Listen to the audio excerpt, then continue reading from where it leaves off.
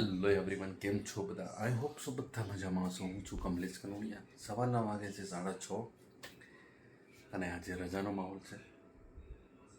ઇઝરાયલમાં Friday Saturday એટલે રજા હોય છે અને આજે મારે રજા છે, એટલે માટે હું આજે દાદાને સવારે વહેલા બીચ પર ચાલવા લઈ જઈશ. આ મારું રૂટીન છે કે ફ્રાઈડે મોર્નિંગ સવારે વહેલા ચાલવા લઈ જવાના દાદાને. ચાલો, હું તૈયાર થઈ ગયો છું અને દાદાને બ્રેકફાસ્ટ આપી દીધો છે. દાદા બ્રેકફાસ્ટ કરીને એટલે એમને તૈયાર કરવા લઈ જઈશું. તૈયાર થઈ જાય પછી અમે ચાલવા માટે નીકળીશું. એમના ફ્રેન્ડ આવશે જે અમને લઈ જશે એમની ગાડીમાં. ચાલો ત્યારે. સો ફાઇનલી રેડી થઈને અમે નીકળી ગયા છીએ બીચ પર જવા માટે. દાદા ફટાફટ સીડી ઉતરે છે સૌથી પહેલાં અને એમના ફ્રેન્ડ આઈ થિંક કે નીચે આવી ગયા હશે. અમે જઈએ છીએ બીચ પર. દાદાનો બ્રેકફાસ્ટ સરસ મજાનો પતી ગયો છે. એમણે સરસ મજાનું કપડાં પહેરીને રેડી થઈ ગયા. જોકે એ બધું હું કરું છું.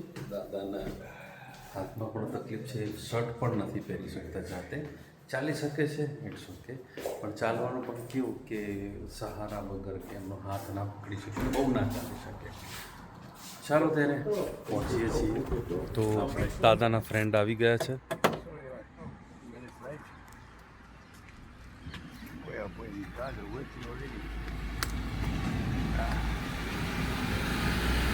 ગાડીમાં બેસી ગયા છે અને હવે નીકળીશું બીચ પર જવા.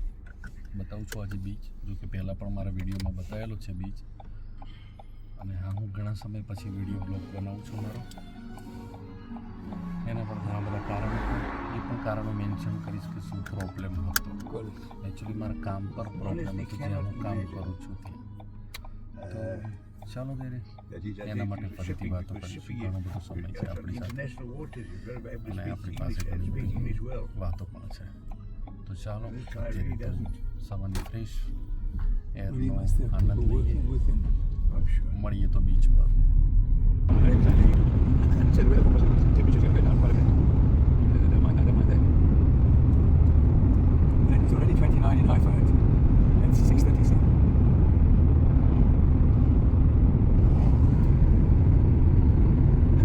બીચ પર આવી ગયા.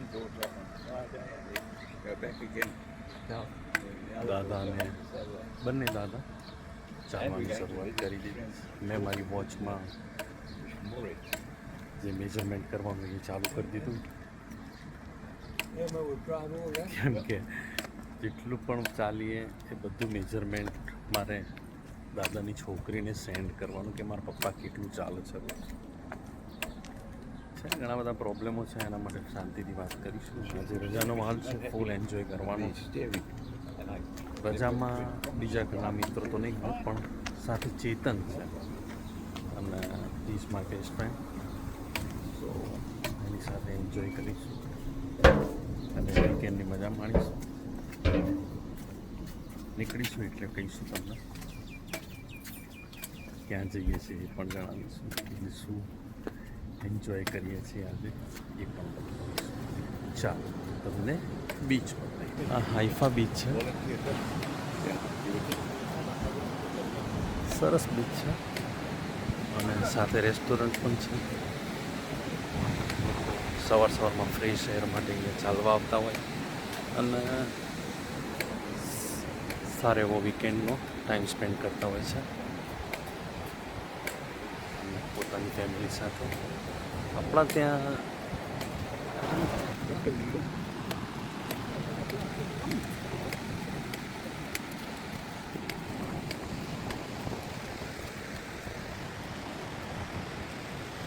ફાઇનલી વોક પતી ગયું છે. હવે ઘરે જઈશું એ પહેલાં દાદા બ્રેકફાસ્ટ કરે છે. કોફીને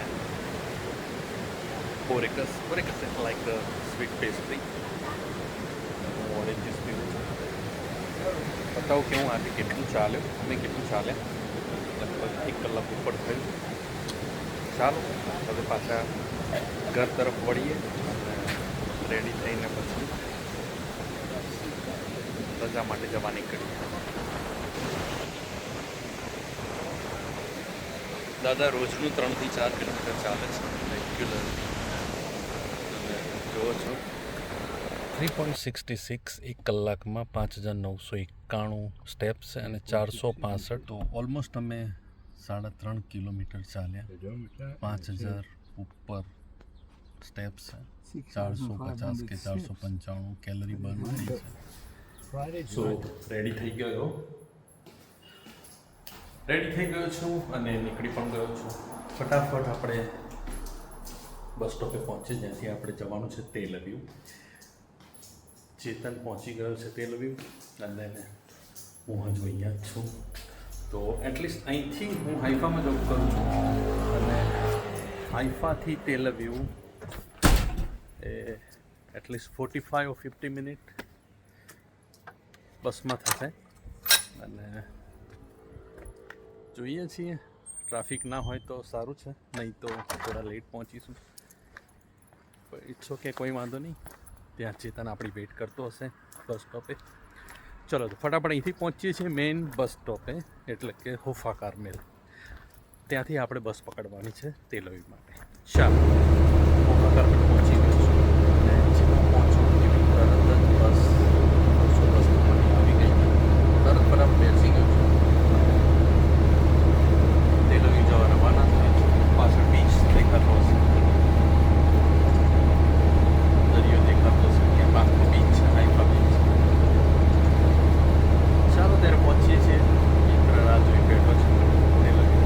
આઈ થિંક 1 કલાકમાં પહોંચી જઈશું અને એન્જોય કરીએ.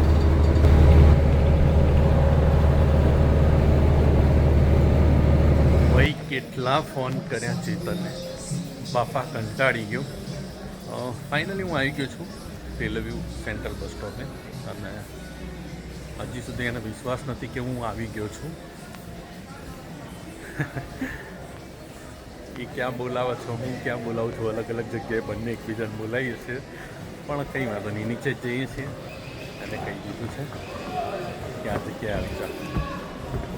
ચાલો ત્યારે નીચે જઈએ અને બતાવું. મારો મિત્ર ચેતન ખાસ છે, બહુ જ ખાસ છે.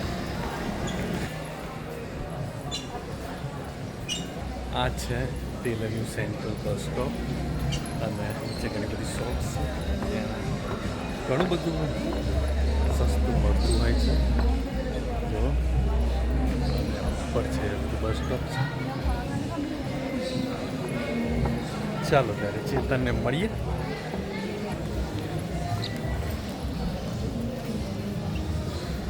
ફાઇનલી ભાઈ આવી ગયો. આજનો દિવસ ફૂલ ઓફ ક્રાઉડ છે અહીંયા. ચાલો ત્યારે ફટાફટ જમી લઈએ, નાસ્તો કરી પહોંચીએ છીએ ફ્લેટે. જે જગ્યાએ ફ્લેટ પર જવાનું છે એ જગ્યાએ અને આગળનો બ્લોગ કન્ટિન્યુ કરીશું. તો સાંજના 6:30 થઈ ગયા છે અને અમે જઈએ છીએ તેલ અવીવ બીચ પર. ફૂલ રેસ્ટ કર્યો 2 કલાક અને હવે થોડું કરીશું, વિડીયો બનાવીશું થોડા. બસ આ જ છે રજા. અને રાત્રે જમવાનું શું બનાવવાનું છે એ ખબર નથી. બનાવશે, કેમ કે અમે તો કોઈ કાયમિક ફ્લેટ પર નથી, એક દિવસના મહેમાન છીએ. પછી ફરી વખતે આવીશું એટલે ફરી નવો ફ્લેટ જોઈશું કેમનું ફાવે છે અહીંયા. પણ શુક્રવારની એક નાઇટ રહેવાના 3000 રૂપિયા એક જણના થાય, ખાવા પીવા સાથે. આવતીકાલ સાંજે 5-6 વાગ્યા સુધી. કંઈ વાંધો નહીં, એ તો દરેક જગ્યાએ એટલું જ હોય છે. પણ કંઈ નહીં, એન્જોય કરીએ છીએ અને બીચ પર જઈએ છીએ. જો તમને બીચ બતાવું અને અહીંનો નજારો પણ ખાસ બતાવું તમને.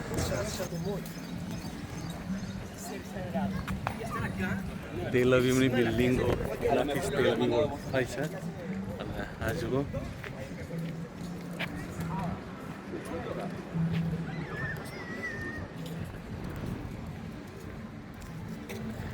ચેતનભાઈ આગળ ચાલી રહ્યા છે. હેલો ચેતન. હાય. એક્ઝેક્ટ અહીંયા દાદીની છોકરી પાણી પાછળ જ રહી છે. જવું નથી પણ કંઈ વાંધો નહીં. ચાલો ત્યારે મળીએ છીએ બીચ પર. सब लगता है, मगर हमें सब 5 फुट के भी थे 7,000 8,000। और वो क्या है वो सब वो वीकेंड भरेंगे ना शुक्रवार और शनिवार, तो इतना आएगा 7-8 हज़ार के आसपास। हाँ, अगर नहीं करेंगे तो 6,500 ही आएगा। बहुत कम वहाँ कुछ काट के भी इतना तू मेरी गजल है बड़ी बेकरारी, मुझे आजकल है बड़ी बेकरारी, मुझे आजकल है, मुझे आजकल है। जरा तस्वीर से तू निकल के सामने आ, मेरी महबूबा